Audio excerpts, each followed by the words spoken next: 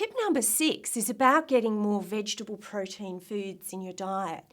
Now, this is something that we need to really work on in lots of countries around the world.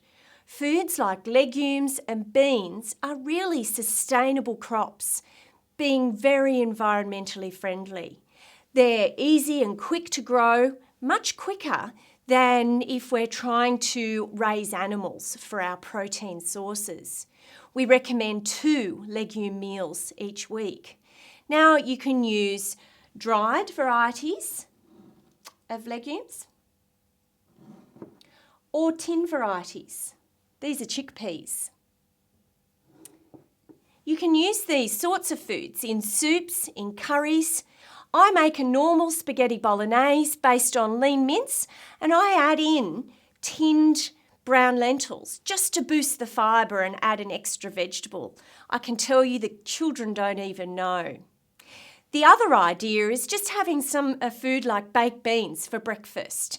That can add that vegetable protein into your diet. They're high in fibre and just as high in protein as most of our meat cuts. It's a really good reason to include them in our diet.